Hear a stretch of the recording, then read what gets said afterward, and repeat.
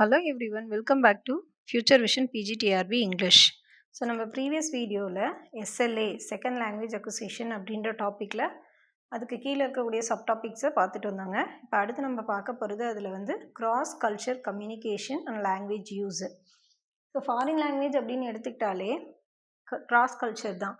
ஏன்னா ஒவ்வொரு லாங்குவேஜும் ஒவ்வொரு கல்ச்சரை பேஸ் பண்ணி தான் இருக்குது. ஸோ முன்னாடியே பார்த்திங்க அப்படின்னா லாங்குவேஜ் படிக்கணும்னா அந்த லாங்குவேஜை பற்றின ஹிஸ்ட்ரி ஃபிலாசபி எல்லாம் படித்தாதான் லாங்குவேஜை படிக்க முடியும். 20th சென்ச்சுரிக்கு அப்புறம் தான் லிங்குவிஸ்டிக்ஸ் அப்படின்ற ஒரு தனி டிசிப்ளின் உருவாச்சுன்றதை பார்த்தோம். ஸோ அப்போ ஒரு ஃபாரின் லாங்குவேஜ் படிக்கும்போது கண்டிப்பாக அந்த கிராஸ் கல்ச்சரல் கம்யூனிகேஷன் அப்படிங்கிறதும் லாங்குவேஜ் யூஸுங்கிறதும் கட்டாயம் அதில் இருக்கும். இப்போ இங்கிலீஷை நம்ம ஃபாரின் லாங்குவேஜாக கற்றுக்குறோம் அப்படின்னா அதில் நம்ம தமிழோட இம்பேக்ட் கட்டாயம் இருக்கும். அதில் இந்த கிராஸ் கல்ச்சர் கம்யூனிகேஷன்ன்றது நிச்சயமாக நம்ம பேசக்கூடிய அந்த அக்சண்ட்டு, டோன், ஸ்ட்ரெஸ்ஸு, இதில் ப்ரனன்சியேஷனில் எல்லாமே பார்த்திங்கன்னா அந்த லாங்குவேஜ் யூஸில் அது அப்ரப்டாகவே நம்மளுக்கு தெரியுங்க. ஸோ இப்போ அதை பற்றி தான் இந்த டாப்பிக்கில் நம்ம பார்க்க போகிறோம். We have noted some expectations that teachers have about students. எல்லா டீச்சர்ஸ்க்குமே மேக்ஸிமம் ஸ்டூடெண்ட்ஸ் கிட்டேருந்து ஒரு சில எக்ஸ்பெக்டேஷன்ஸ் இருக்கும், ஓகேங்களா? Similarly, interactions with speakers of another language, culture, we have certain expectations and we have produced stereotyped reactions. So அதே மாதிரி தான் பார்த்திங்க அப்படின்னா நார்மலாக ஒரு டீச்சருக்கு ஸ்டூடெண்ட்ஸ் கிட்ட என்ன எக்ஸ்பெக்டேஷன்ஸ் இருக்கோ அந்த மாதிரி நம்ம ஒரு அதர் லாங்குவேஜ் அதர் கல்ச்சரை ஃபாலோ பண்ணுறவங்களோட அந்த ஸ்பீக்கர்ஸோட இன்ட்ராக்ட் பண்ணும்போது ஒரு சர்டன் எக்ஸ்பெக்டேஷன்ஸ் நம்மளுக்கும் இருக்கும் அப்படிங்கிறாங்க. ஸோ நாமளும் பார்த்திங்க அப்படின்னா ஒரு சில ஸ்டீரியோடைப்டு அந்த ரியாக்ஷன்ஸை வெளிப்படுத்துவோம், ப்ரொடியூஸ் பண்ணுவோம். வாட் இஸ் மீன் பை ஸ்டீரியோடைப்டு அப்படின்னா பேஸ்ட் ஆன் ஃபிக்ஸ்டு ஐடியாஸு. இப்போ நம்ம ஒரு ஃபாரினர் கிட்ட இன்ட்ராக்ட் பண்ணுறோம் அப்படின்னா பேசிக்காகவே நம்ம ஓரளவுக்கு எப்படி அவங்க கேட்குற கேள்விக்கு நம்மளுக்கு ஆன்சர் பண்ணணும், ரிப்ளை பண்ணணும் அப்படின்றது we have to be fixed in our mind. அதுதான் ஸ்டீரியோடைப்டு ரியாக்ஷன்ஸ் அப்படின்னு சொல்கிறது. For example, we may find ourselves making judgments about other people based on their language. ஒருத்தர் பயன்படுத்துகிற லாங்குவேஜை பேஸ் பண்ணி தான் அவங்க யார், அவங்களுடைய அந்த கேரக்டர், கல்ச்சர் எப்படி இருக்குது, பிஹேவியரிசம் அப்படின்றத நம்ம ஜட்ஜ் பண்ணுவோம். இட்ஸ் நேச்சர் ஒன்லி, இல்லைங்களா? It turns out that many stereotypes of people from other cultures, example rudeness and assertiveness, are based on patterns of non-native speech. So நிறைய ஸ்டீரியோடைப்ஸ் பீப்புள் அதர் கல்ச்சர்லேருந்து ஒரு லாங்குவேஜை பேசுகிறவங்க கொஞ்சம் ரூட்னஸாக இருக்கும், இல்லைனா அன்அசர்ட்டிவ்னஸ். அவங்கக்கிட்ட பேசுகிறதுல ஒரு என்ன இருக்காதுன்னா அசர்ட்டிவ்னஸ் இருக்காது, அன்அசர்ட்டிவ்னஸ் தான் இருக்கும். அப்படின்னா என்ன அர்த்தம்? ஃபேர்மாக ஒரு சென்டென்ஸை அவங்க பேசுவாங்களா, கம்யூனிகேஷன் இருக்குமா, ஃப்ளூயன்சியானா இருக்காது. That are based on patterns of non native speech, ஓகேங்களா? ஸோ அப்போ அவங்க பயன்படுத்தக்கூடிய அந்த செகண்ட் லாங்குவேஜினுடைய பேட்டர்ன்ஸை பேஸ் பண்ணி தான் அவங்களுடைய அந்த ஸ்டீரியோடைப் ப்ரொடக்ஷன் ஆஃப் கம்யூனிகேஷன் இருக்குன்றாங்க. These judgments in many instances are not justified because many of the speech patterns that non-native speakers use reflect their non-nativeness rather than characteristics of their personality. இந்த judgements நிறைய இன்ஸ்டன்சஸ்னால் எக்ஸாம்பிள்ஸில் ஜஸ்டிஃபைடாக இருக்கான கட்டாயம் கிடையாது. ஏன், அதுக்கு என்ன காரணம்னா நிறையா ஸ்பீச் பேட்டர்ன்ஸ் நான் நேட்டிவ் ஸ்பீக்கர்ஸ் யூஸ் பண்ணுறது பார்த்திங்க அப்படின்னா அது அவங்களுடைய அந்த நான் நேட்டிவ்னஸை தான் ரிஃப்ளெக்ட் பண்ணதே தவிர அவங்களுடைய பர்சனாலிட்டி கேரக்டரிஸ்டிக்ஸை அதில் ரிஃப்ளெக்ட் பண்ணலைங்க.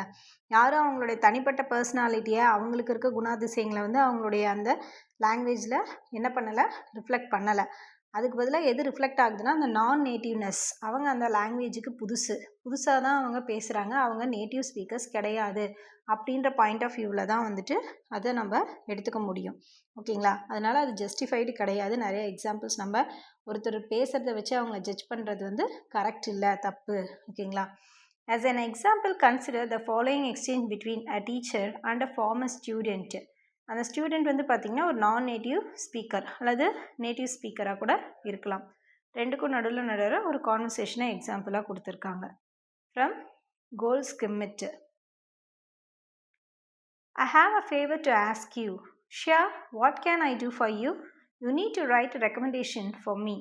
ஆக்சுவலாக இது பார்த்திங்க அப்படின்னா சென்சிபிளான ஒரு கான்வர்சேஷனானா கட்டாயம் கிடையாதுங்க. டக்குன்னு அந்த லாங்குவேஜை புரியாதவங்க அந்த நான் நேட்டிவ் ஸ்பீக்கர்ஸ் அதை எப்படி எடுத்துப்பாங்கன்னா, you need to write a recommendation for Meena இந்த இடத்துல he is asking or she is asking for writing a letter for instead of herself or himself. அதுதான் அதுக்கான meaning, okay? Many teachers would of course react negatively to the seeming gall of this request, perhaps initially thinking to themselves, what do you mean I need to write a letter? இதுதான் அவங்க கேட்பாங்க. சரிங்களா? So நிறைய teachers வந்து பார்த்தீங்க அப்படின்னா இதுக்கு நெகட்டிவாக தான் வந்துட்டு என்ன பண்ணுவாங்கன்னா ரெஸ்பாண்ட் பண்ணுவாங்க அப்படின்னு சொல்லி சொல்கிறாங்க. Okay, seeming gall of this request. So gall அப்படின்னா அதுக்கு மீன் ஃபார் மீ அப்படின்னா they feel somewhat நெகட்டிவ் இல்லைங்களா, ஒரு ஹெசிடேஷன் இருக்கும். perhaps possibly initially thinking to themselves, அவங்களுக்கே நினைப்பாங்க, what you mean I need to write a letter, நான் எதுக்கு லெட்டர் எழுதணும் அப்படின்ற ஒரு தாட் கூட இந்த டீச்சருக்கு வரலாம். And most likely the only problem is this native speakers lack of understanding of the forceful meaning of need. So இதில் ஒன்லி ப்ராப்ளம் என்ன அப்படின்னா நேட்டிவ் ஸ்பீக்கர்ஸ் வந்துட்டு அந்த லேக் ஆஃப் அண்டர்ஸ்டாண்டிங், அது வந்து புரிஞ்சிக்கக்கூடிய தன்மை இல்லை அவங்க என்ன கேட்க வராங்கன்னு.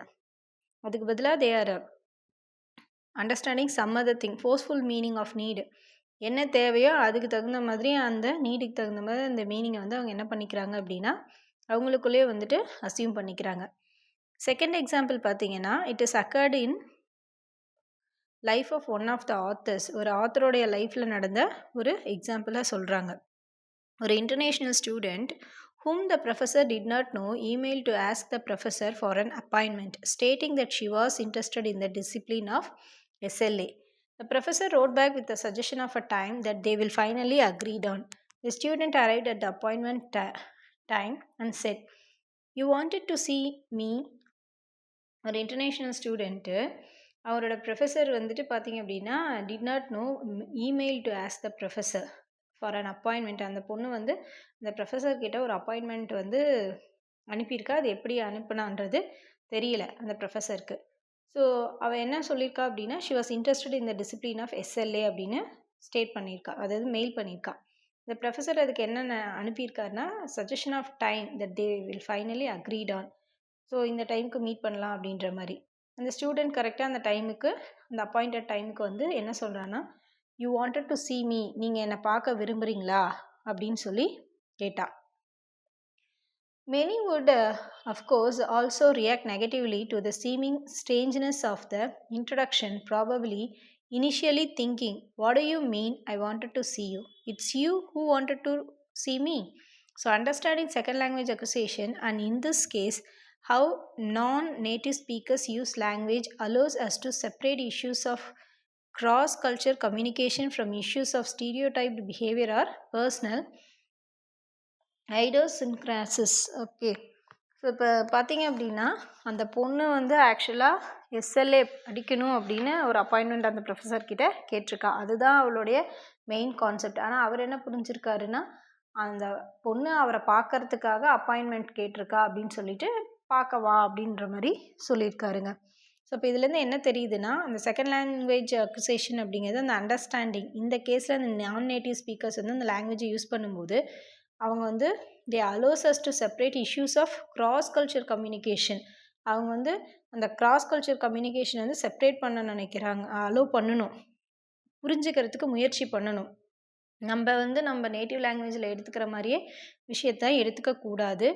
And then they have to be separate the stereotyped behaviour அல்லது அந்த பர்சனல் ஐடியோசின்க்ராசிஸ் அப்படின்னா ஒரு particular way of behaving, especially அன்யூஷுவலாக ஒரு பர்சன் பிஹேவ் பண்ணுறது தான் ஐடியோசின்க்ராசிஸ் அப்படின்னு சொல்கிறது. அவங்களுக்கு அதை எப்படி புரிஞ்சுக்கிட்டாங்களோ அதுக்கு தகுந்த மாதிரி அவங்க அதுக்கு ரியாக்ட் பண்ணக்கூடாது, ஸ்டீரியோடைப்டாகவும் இருக்கக்கூடாது. ஆல்ரெடி ஃபிக்ஸ்டு ஐடியாஸில் மைண்டில் வச்சுக்கிட்டு அவங்க அதை தான் சொல்ல வராங்க அப்படின்னு நம்ம தப்பாக எதையும் வந்து அசியூம் பண்ணிக்க கூடாதுங்கிறது தான் இந்த 2 எக்ஸாம்பிளும் நம்மளுக்கு சொல்கிறதுங்க. But it is not only cross-culture questions that are at issue. The following example, understanding L2 phonology, could have helped in the recent but brief horse racing scandal when a Chilean jockey, after winning the Kentucky Derby, was accused of carrying something in his hand other than his wife. So இன்னொரு example சொல்கிறாங்க பாருங்கள். இதெல்லாம் வந்துட்டு இந்த cross cultural கொஷின்ஸ்னால தான் இந்த issues எல்லாம் வந்து அரைஸ் ஆகுதா அப்படின்னா கிடையாதுங்க. ஸோ இந்த அண்டர்ஸ்டாண்டிங் ஆஃப் அந்த செகண்ட் லாங்குவேஜ் ஃபோனாலஜி ரீசெண்டாக வந்து ஒரு ஹார்ஸ் ரேசிங்கில் ஒரு ஸ்கேண்டல் ஒன்று நடந்தது. ஓகே, ஸ்கேண்டல் அப்படின்னா நம்மளுக்கே தெரியும், காசிப்பிங், தேவையில்லாத ஒருத்தவங்களை பற்றி பேசுறது, கிரிட்டிசிசம் பண்ணுறது. ஒரு சில்லியன் ஜாக்கி வந்து என்ன பண்ணுறாருன்னா, அந்த கென்டக்கி டர்பி அப்படின்ற அந்த போட்டியில் வின் பண்ணதுக்கப்புறமா அவரோட கையில் வந்து அந்த குதிரையை வந்து ரியர் பண்ணுறதுக்கு யூஸ் பண்ணுற அந்த விப் அப்படின்னு சொல்லக்கூடிய சாட்டையை தவிர வேறு ஏதோ ஒன்று கையில் வச்சுருந்துருக்காரு. அதுக்காக அவர் வந்து அக்யூஸ் பண்ணப்பட்டிருக்காரு. ஆப்ரண்டாக வந்துட்டு பார்த்தீங்கன்னா, he had told a reporter that he wore a cure, which is a therapeutic bracelet used for arthritic conditions. So ஒரு ரிப்போர்ட்டர் கேட்கும்போது ஒரு ஆப்ரண்ட்டாக ஓப்பனாக டு பி ஃப்ராங்க் என்ன சொல்கிறாருன்னா, நான் வேர் பண்ணியிருந்தது கியூரே அப்படின்னு சொல்லக்கூடிய ஒரு வகையான பிரேஸ்லெட்டுங்க. அது வந்து தெரப்பெட்டிக் அப்படின்னாலே நம்மளுக்கு தெரியும், தெரப்பி அப்படின்னா it is helping for a kind of a treatment for some disease இல்லைங்களா.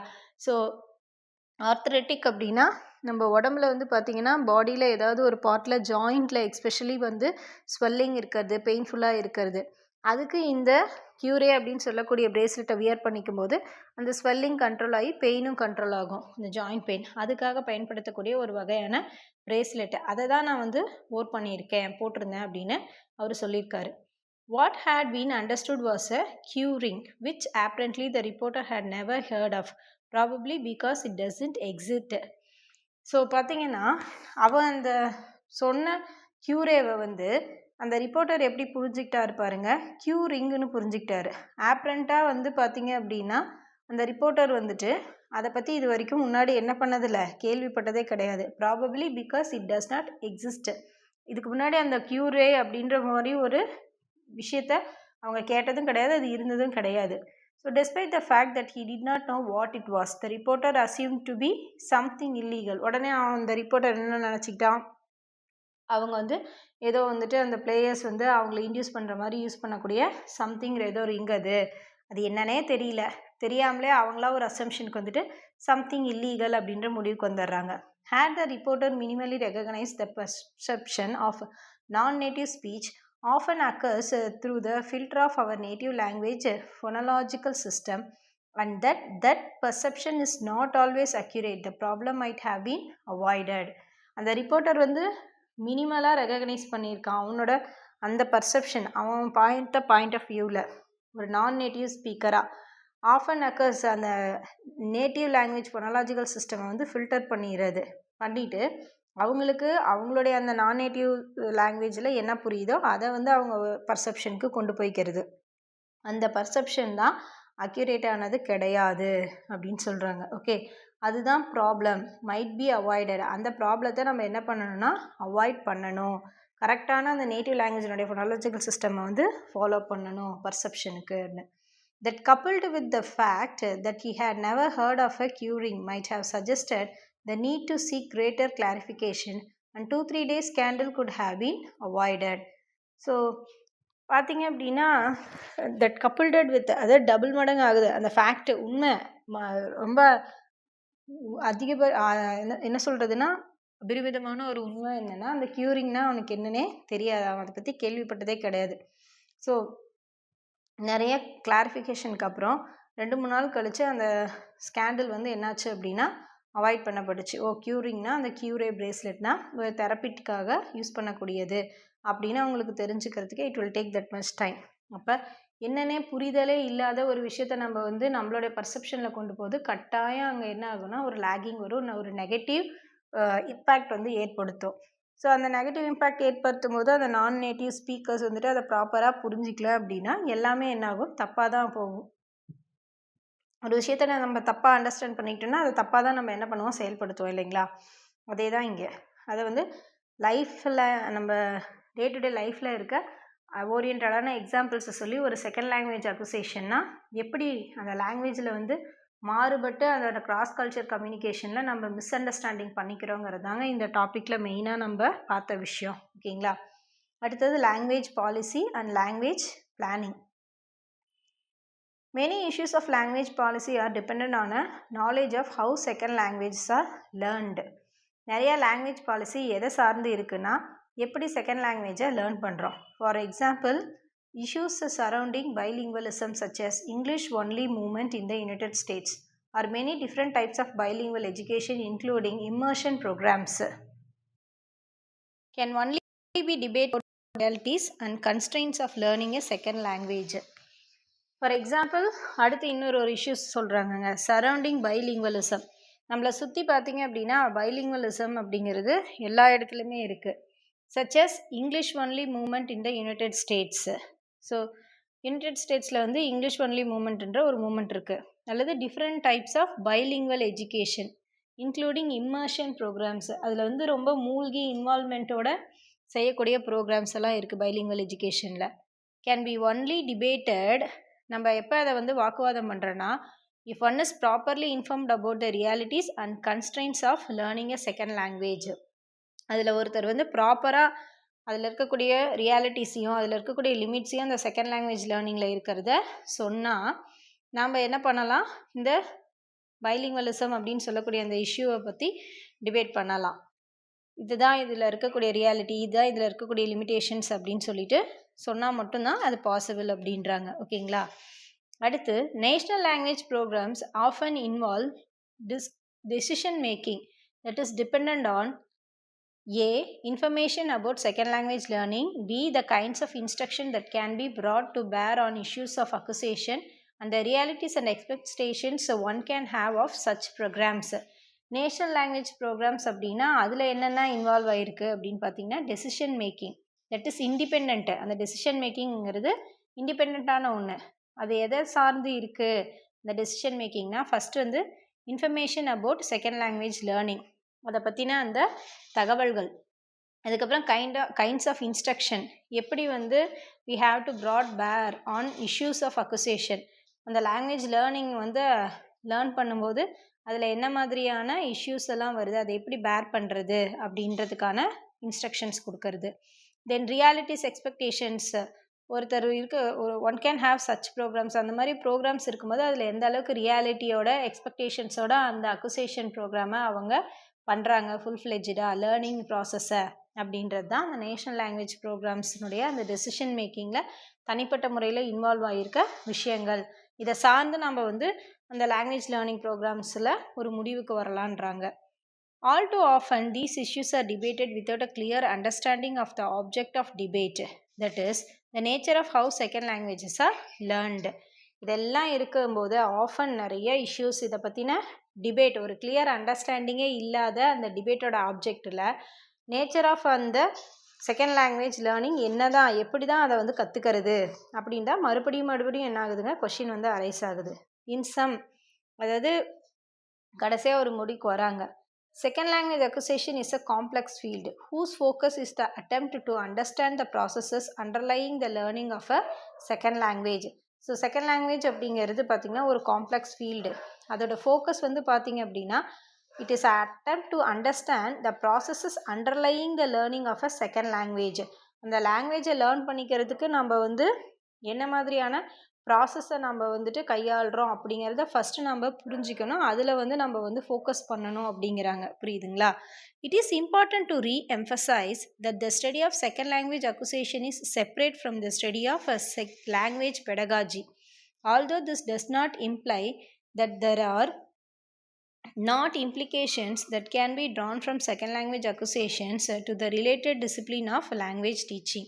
இன்னொரு ரொம்ப முக்கியமான ஒரு விஷயம் ரீஎம்பசைஸ், இன்னமும் அதிகமாக நம்ம ஹைலைட் பண்ணி காட்டவேது என்னென்னா இந்த செகண்ட் லாங்குவேஜ் ஸ்டடியில் அது வந்து it is separate from the study of language pedagogy. லாங்குவேஜினுடைய அந்த டீச்சிங் மெத்தடாலஜிலேருந்து அப்பாற்பட்டது தான் செகண்ட் லாங்குவேஜ் அக்குசேஷன் அப்படிங்கிறதுங்க. அந்த ஸ்டடி வேறு இது வேறு அப்படிங்கிறாங்க. ரெண்டுமே செப்பரேட்டு. ஒரு ஃபாரின் லாங்குவேஜை நம்ம வந்து லேர்ன் பண்ணுறதுக்கும் சாதாரணமாக ஒரு மொழியை பற்றி படிக்கிற விதம் மாறுபட்டது. ரெண்டு மெத்தடாலஜியும் வேறு வேறு. ஸோ இதை வந்து நம்ம என்ன பண்ண முடியாதுன்னா டஸ் நாட் இம்ப்ளை, இதை நம்ம வந்து இம்ப்ளை பண்ண முடியாது. ஓகேங்களா.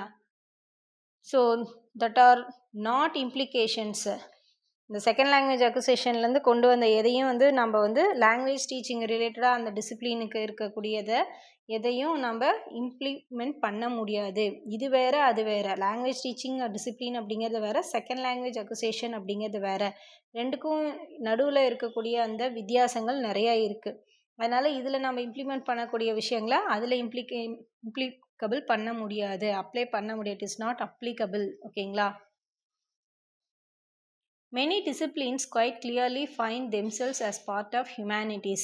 அதாவது ஹியூமனிட்டிஸ் அப்படின்னா மனிதநேயம் சம்பந்தமான விஷயங்கள் அப்படின்னா நம்ம ஹியூமன்ஸ் பார்த்து உருவாக்கக்கூடிய எல்லாமே ஹியூமனிட்டிஸ் கீழே தாங்க வரும். Literature and parts of the sciences. Example biology. Okay.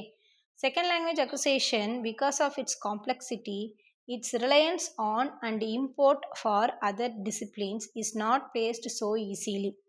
Second language acquisition அப்படிங்கிறது அதோடைய காம்ப்ளெக்சிட்டினால், ஏன்னா அது வந்து தனிப்பட்ட ஒரு லேர்னிங் ப்ராசஸ் கிடையாது. அதில் நிறையா விஷயங்களை நம்ம உள்வாங்கணும். ஓகேங்களா? அதுக்கான இந்த காம்ப்ளெக்சிட்டி இருக்குது. ஸோ அதனால அது எதை ரிலை பண்ணி இருக்குன்னா, it's relies on and import. அதாவது ரொம்ப நிறைய விஷயங்களை அதை நம்ம வந்து உள்ளே திணிக்கிறதா இருக்குது. ஃபார் அதர் டிசிப்ளின்ஸு, மற்ற டிசிப்ளின்ஸ்லேருந்து கொண்டு வந்து அதில் இன்னும் நம்ம நிறைய விஷயங்களை இம்போர்ட் பண்ண வேண்டியதாக இருக்குது. Is not placed so easily. So அதனால் அது அவ்வளோ சீக்கிரம் வந்து நம்ம என்ன பண்ண முடியாதுன்னா, மற்ற டிசிப்ளின்ஸில் இருக்கக்கூடிய விஷயங்களை இதில் இம்போர்ட் பண்ணுறது கொஞ்சம் கஷ்டம் செகண்ட் லாங்குவேஜ் அக்விசிஷனில். ஸோ ஏன்னா அது வந்து கொஞ்சம் காம்ப்ளெக்ஸான ஒரு விஷயம், கஷ்டமான ஒரு விஷயம்.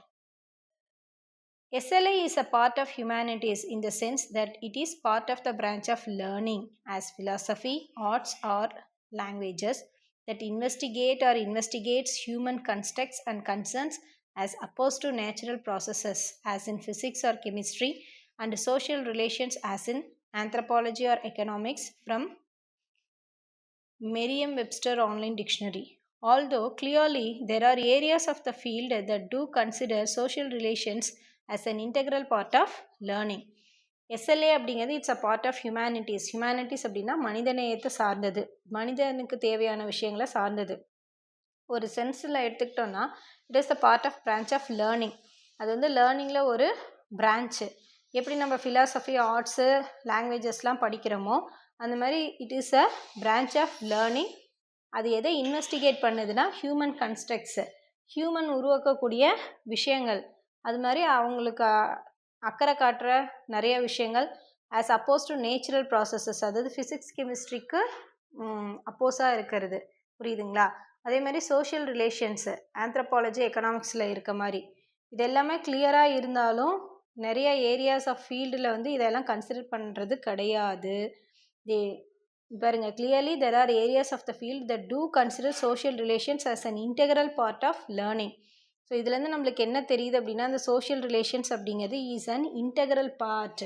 அதுவும் வந்து பார்த்தீங்க அப்படின்னா நம்ம வந்து லேர்னிங்கில் வந்துட்டு ஒரு பார்ட்டாக இருக்குது. ஓகேங்களா? நம்ம அதுக்கு முக்கியத்துவம் கொடுத்து தான் ஆகணும். எதுக்கு? சோஷியல் ரிலேஷன்ஸ்க்கு. சோஷியல் ரிலேஷன்ஸ்னால் இப்போ நம்ம பார்த்த அந்த ஹியூமன் கன்ஸ்ட்ரக்ட்ஸ், அவங்களுடைய கன்சர்ன்ஸ், இதெல்லாமே வந்து எல்லா ஏரியாஸ்லேயும் அந்த ஃபீல்டில் இருக்கிறதையும் நம்ம வந்து கன்சிடர் பண்ணி அதில் இருக்கக்கூடிய அந்த சோஷியல் ரிலேஷன்ஸை எல்லாத்தையுமே இன்டெக்ரல் பார்ட்டாக நம்ம எடுத்துக்கும் போது தான் லாங்குவேஜ் லேர்னிங் அப்படிங்கிறது ஃபுல் ஃப்ளெஜ்டான ஒரு விஷயமா இருக்கும் அப்படின்றாங்க. அதாவது எசென்ஷியல் பார்ட், இன்டெக்ரல் பார்ட்னா we have to take the social relations as an essential part in learning.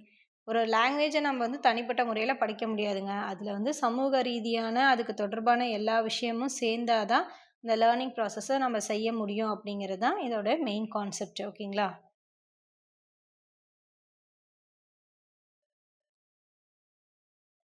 Next, given that humanities are concerned with human constructs and concerns, language acquisition is relevant. For one way of understanding the human condition is through an understanding of language. அதாவது இப்போ நம்ம சொன்ன மாதிரி அந்த humanities எல்லாமே கன்சர்னாக அந்த human கன்ஸ்ட்ரக்ட்ஸ்க்கும் அதோட கன்சர்ன்ஸ்க்கும் நம்ம லாங்குவேஜ் அக்விசிஷனுக்கு ரிலவெண்ட்டாக இருக்கும்போது ஒரு விதத்தில் நம்ம அதை வந்து ஹியூமன் கண்டிஷன்ஸை எப்படி அண்டர்ஸ்டாண்ட் பண்ணிக்கிறோமோ அதே மாதிரி நம்ம லாங்குவேஜையும் என்ன பண்ணிக்கலாம் அப்படின்னா அண்டர்ஸ்டாண்ட் பண்ணிக்க முடியும். Through the understanding of the human condition we can understand the language also அப்படிங்கிறாங்க. அதாவது சிம்பிளாக சொல்லணுன்னா, நம்ம ஒரு மொழியை வந்து எந்த விதமான லேப்ஸஸும் இல்லாமல் நல்ல டீப்பாக ப்ரொஃபிஷியன்சியோடு படிக்கணும்னா அந்த மொழியில் இருக்கக்கூடிய அதோடைய தொடர்பான கல்ச்சர், அந்த ஹியூமன் கண்டிஷன், அந்த human constructs, concern, social relations, இது எல்லாத்தையும் அதை ஒரு எசென்ஷியல் பார்ட்டாக எடுத்துக்கிட்டால் மட்டும்தான் அந்த லேர்னிங் ப்ராசஸ் வந்து பர்ஃபெக்டாக இருக்கும் அப்படிங்கிறது தான் இதுக்கு அர்த்தம். While this is probably uncontroversial, unfortunately, the central area of humanistic study is often confined to general issues of language, and the human capacity for languages are referring to studies of primary language knowledge and the acquisition of primary language. Probably uncontroversial, இதில் வந்து கான்ட்ரவர்சியலானது எதுவுமே இல்லை. அன்ஃபார்ச்சுனேட்டாக இந்த central area of humanistic study அப்படிங்கிறது அதனுடைய மையப்பகுதி வந்து பார்த்திங்க அப்படின்னா அதுக்குன்னு ஒரு பர்டிகுலர் லிமிட்டேஷன் ஏரியாஸ் இருக்குது. ஸோ ஒரு சில ஜென்ரல் இஷ்யூஸை கன்ஃபைன், அந்த லாங்குவேஜில் இருக்கக்கூடிய ஜென்ரல் இஷ்யூஸை, ஒரு லிமிட்டடான இஷ்யூஸை எடுத்துக்கிட்டு அதில் அந்த ஹியூமன் கெப்பாசிட்டி, அந்த லாங்குவேஜ் தொடர்பாக ப்ரைமரி லாங்குவேஜ் நாலேஜை அவங்க வந்து எப்படி அக்யர் பண்ணிக்கிறதுக்கு அவங்க ரெஃபர் பண்ணுறாங்களோ அவங்களோட கெப்பாசிட்டியை, அதே அந்த அக்குசேஷன் ஆஃப் ப்ரைமரி லாங்குவேஜ் அக்வயர் பண்ணுற அளவுக்கு செகண்ட் லாங்குவேஜையும் அக்வயர் பண்ணுற அந்த அக்குசேஷனுக்கான நாலேஜை வந்து அந்த ஹியூமன் கெப்பாசிட்டிக்குள்ளே கொண்டு வரணும் அப்படிங்கிறது தாங்க மெயின் கான்செப்ட். சொல்கிறது புரியுதுங்களா? ஆக்சுவலாக பார்த்தீங்க அப்படின்னா central area of humanistic study அப்படிங்கிறது ஜென்ரல் இஷ்யூஸ் ஆஃப் லாங்குவேஜ், அது ஒரு limit of general issues of language humanistic ஸ்டடியில் படிக்கிறாங்கங்க. ஹியூமன் கெப்பாசிட்டி ஃபார் லாங்குவேஜ், ஒரு மனுஷன் ஒரு லாங்குவேஜை கற்றுக்கிறான் அப்படின்னா that referrings to studies of primary language knowledge, அவனுக்கு முதன்மையாக எந்த லாங்குவேஜ் தெரியணுமோ அதுக்கான நாலேஜை ஃபஸ்ட்டு ரெஃபர் பண்ணுறாங்க. அந்த அக்குசேஷன் ஆஃப் த ப்ரைமரி லாங்குவேஜ், அவனுக்கு அந்த முதன்மையான மொழி ஏதோ அதை அவன் ஃபஸ்ட்டு எப்படி கற்றுக்கணும் அப்படிங்கிறத ஃபஸ்ட்டு தெரிஞ்சுக்கணும். ஓகேங்களா?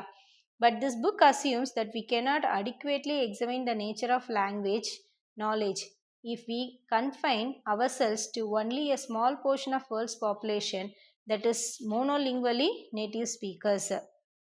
இப்போ பார்த்தீங்கன்னா இந்த புக்கில் நம்ம வந்து என்ன அசியூம் பண்ணுறோன்னா, we cannot adequately, அதாவது not good enough to examine. ஓகேங்களா? நம்ம வந்து அந்த அளவுக்கு ரொம்ப துல்லியமாக எக்ஸாமின் பண்ண முடியாது அந்த நேச்சர் ஆஃப் லாங்குவேஜ் நாலேஜை.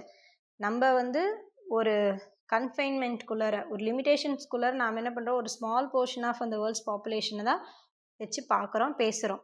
That is monolingual native speakers, அவங்கள மையமாக வச்சு தான் நம்ம வந்து இந்த செகண்ட் லாங்குவேஜ் அக்விசிஷனை பற்றி ஒரு ஆராய்ச்சியே பண்ணிகிட்ருக்கோம். ஓகேங்களா? அப்போ இந்த எஸ்எல்ஏன்னு சொல்லக்கூடிய செகண்ட் லாங்குவேஜ் அக்விசிஷனுங்கிறது while rightfully part of humanities is also part of social sciences, defined as in the Merriam-Webster Online as a branch of science that deals with the institutions and functioning of human society, with the interpersonal relationships of individuals as members of society. Given that second language acquisition deals with interpersonal relations as it does when studying many issues of language use, it is definitely part of the social sciences. So இப்போ என்ன சொல்ல வராங்கன்னா, second language அக்விசிஷனுங்கிறது rightfully part of humanities, அது வந்து அந்த மனிதநேயத்தில் ஒரு பார்ட், ஒரு பகுதிங்க. And also part of social sciences. இதை வந்து மெரியம் வெப்ஸ்டர் ஆன்லைன் அந்த டிக்ஷனரியில் எப்படி டிஃபைன் பண்ணியிருக்காருன்னா, as a branch of science that deals with the institutions and functionings of human society. So இந்த செகண்ட் லாங்குவேஜ் அக்விசிஷன் அப்படிங்கிறது அது ஒரு பிரான்ச் ஆஃப் சயின்ஸுங்களாம். ஓகேங்களா? அது எதை டீல் பண்ணுது அப்படின்னா, institutions and functioning of human society, ஒரு சமுதாயம் எப்படி வந்து உருவாகுது, அது எப்படி ஃபங்க்ஷன் ஆகுது, அது மட்டும் இல்லாமல் and with the interpersonal relationships of individuals. Okay, so ஒருத்தருக்கு ஒருத்தர் இருக்கக்கூடிய அந்த இன்டர்பர்சனல் ரிலேஷன்ஷிப் எப்படி இருக்குது. ஓகேங்களா? So as members of society, ஒரு சொசைட்டியோடைய மெம்பர்ஸ் அப்படிங்கும்போது அவங்க ஒருத்தருக்கு ஒருத்தர் எப்படி கனெக்ட் ஆகுறாங்க, அவங்களுக்குள்ளே இருக்கக்கூடிய அந்த ரிலேஷன்ஷிப் எப்படி இருக்குது இண்டிவிஜுவல்ஸ்குள்ளார அப்படிங்கிறத பற்றியும் படிக்கிறது தான் அந்த ஹியூமனிட்டியில் ஒரு பார்ட்டாக இருக்கிற செகண்ட் லாங்குவேஜ் அக்விசிஷன். இந்த பிரான்ச் ஆஃப் சயின்ஸ்லேயும் நம்ம படிக்கிறோம். ஸோ ஹியூமனிட்டி அப்படின்னா இதுதாங்க அந்த branch of science that deals with the institution and functioning of human society and with the interpersonal relationships of individuals as members of சொசைட்டிங்கிறது தான் ஹியூமனிட்டி. ஸோ இது வந்து it is rightfully a part of second language acquisition. Second language அக்விசிஷனில் இந்த humanity ஒரு பார்ட்டுன்னு சொல்கிறாங்க. அப்போ given that second language acquisition deals with interpersonal relationships as it does when studying many issues of language use, it is definitely part of the social sciences. அப்போ அந்த second language acquisition அப்படிங்கிறது அந்த intrapersonal ரிலேஷன்ஷிப்பை deal பண்ணி இருக்கும்போது இப்போ அந்த language ஸ்டடியில் வந்துட்டு நிறைய இஷ்யூஸ் வருது அந்த லாங்குவேஜை யூஸ் பண்ணும்போது அப்படின்னா டெஃபினட்டாக அது வந்து சோஷியல் சயின்சஸில் ஒரு பார்ட்டு தான் இந்த செகண்ட் லாங்குவேஜ் அக்விசிஷன் அப்படிங்கிற மாதிரி சொல்கிறாங்க. Then interactions involving non-native speakers of a language are undoubtedly highly frequent in the broader context of the world's interactions, and thus the study of these interactions has a central place in the social sciences and cognitive science. Interactions அப்படின்னா ஒருத்தருக்கு ஒருத்தர் communicate பண்ணிக்கிறதாங்க interactions. அதில் அந்த நான் native speakers of a language அவங்க undoubtedly பார்த்திங்கன்னா highly frequent in their broader context of the worlds interactions. உலக அளவில் நம்ம இன்ட்ராக்ட் பண்ணக்கூடியது பார்த்திங்கன்னா அந்த ரொம்ப ஹை ஃப்ரீக்வெண்ட்லேயே வந்து இந்த ப்ராடரான ஒரு கான்டெஸ்ட்டில் நான் நேட்டிவ் ஸ்பீக்கர்ஸ் எல்லாருமே லாங்குவேஜை வந்து யூஸ் பண்ணிட்டு தாங்க இருக்காங்க. அப்போ அந்த இன்ட்ராக்ஷன்ஸ் பற்றின ஸ்டடி வந்து பார்த்திங்க அப்படின்னா சோஷியல் சயின்ஸ்லேயும் காக்னிட்டிவ் சயின்ஸ்லேயும் ஒரு சென்ட்ரல் பிளேஸை வகிக்குது அப்படின்னா அது மிகையாகாது, அது உண்மைதான். Finally, since some SLA research focuses on the biology of the brain and what SLA neurophysiology can show about neural workings, SLA itself can be considered a part of the developing cognitive neurosciences. So ஃபைனலாக பார்த்திங்க அப்படின்னா இந்த SLA research focus பண்ணுறது biology of the brain, நம்மளுடைய மனுஷனுடைய மூளை ஒரு second லாங்குவேஜை கற்றுக்கும் போது எந்த அளவுக்கு ஒர்க் பண்ணுது அப்படின்ற அளவுக்கு ரிசர்ச்சை ஃபோக்கஸ் பண்ண ஆரம்பிச்சிட்டாங்க. அப்போ அந்த SLA நியூரோஃபிசியாலஜி அப்படிங்கிறது எதை காட்டுதுன்னா நியூரல் ஒர்க்கிங்ஸ், நம்மளுடைய நியூரான்ஸில் எந்த அளவுக்கு வந்து அந்த லாங்குவேஜை பற்றின விஷயங்களை நம்ம வந்து உள்வாங்குகிறோம், ஸ்டோர் பண்ணிக்கிறோம், அதை பயன்படுத்துகிறோம். தென் SLA itself can be considered a part of the developing cognitive neurosciences. காகினேட்டிவ் அப்படின்னா நம்ம ஹியூமன் மைண்டை எப்படி ஒர்க் ஆகுதுங்கிறத படிக்கிறது தான் காகினேட்டிவ். அந்த காகினேட்டிவ் நியூரோ சயின்சஸ் டெவலப்பிங்கில் வந்து இந்த SLAவும் ஒரு பார்ட்டாக கன்சிடர் பண்ணப்படுது அப்படின்னு சொல்கிறாங்க. ஓகேங்களா? ஸோ அப்போ SLA அப்படிங்கிறது it is nothing but second language acquisition அப்படிங்கிறது தான் ஷார்ட்டாக SLAன்னு சொல்கிறாங்க. இதோட ஹிஸ்ட்ரி அப்படின்னு எடுத்துக்கிட்டால் இட்ஸ் அன் வாஸ்ட் ஏரியா. இது வந்து லிங்குவிஸ்டிக்ஸ், சைக்காலஜி இது ரெண்டையுமே அடிப்படையாக கொண்ட ஒரு விஷயந்தாங்க SLA. ஓகேங்களா? ஸோ அடுத்தது இதுக்கு ரிலேட்டடாக ஒரு சில டெஃபினேஷன்ஸ் கொடுத்துருக்காங்க, அதையும் மற்ற டாபிக்ஸையும் நம்ம வந்து நெக்ஸ்ட் வீடியோவில் கண்டினியூ பண்ணலாங்க. Future Vision Study Center, 2nd floor, AVK Maruti Plaza, opposite Hotel Lakshmi Prakash, SKS Hospital Road, New Bus Stand, Salem 4. For contact 90420 30163 and web address www.futurevision.ias.com.